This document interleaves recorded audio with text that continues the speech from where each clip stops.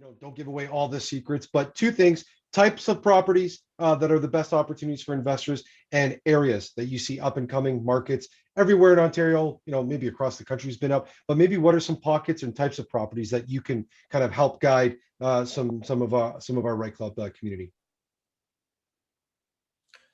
Again, I go back to highest and best use.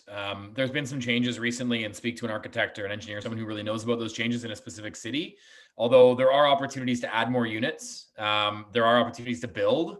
For those of you who are looking to build and do new development, there's some opportunity there. And also, I know this whole coach house concept, it's been kind of running across Ontario, especially over the last couple of years, where they're adding another unit. I had a client of mine who was buying a building for the first time. He had just finished up 4 duplex conversions, or legal suite conversions in Hamilton, we call them. And the coach house option wasn't available. So he bought them, he turned them into 2 units, he then sold them. He was all in at like 900,000 in cost, and he sold them for 950 or $1 million bucks. So there was some profit there. There was a little bit of profit, but not a ton. But I said, okay, well, what happens if you held them another year and you could add a third unit to that for 100, 150, 200 grand, and it was worth 300 more? Well, you've added another 100,000 in value. And he purchased a 12-unit apartment building, and that lot on that 12-unit apartment building actually was big enough that he could add another apartment building.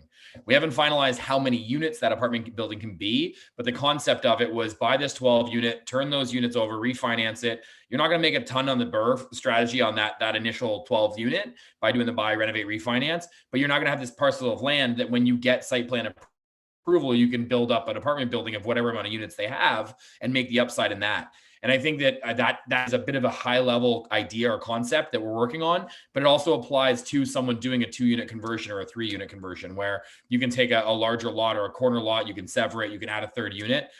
It's being a little bit more creative and looking outside of the box from what you'd normally do, because it's very, very easy to look at a bungalow that's 1,000 square feet on the Hamilton Mountain, or in St. Catharines, or in Welland, or Cambridge, any of these cities, and add a second unit in the basement. But you need to look a little further than that now. And I think that's why you need to work with a power team that knows what they're talking about, that has done it, that has experienced it, and that someone can advise you on it. The other thing I look at is some people have single family homes and they're being advised to sell them, but their goal is $3,000 or $4,000 a month passive income.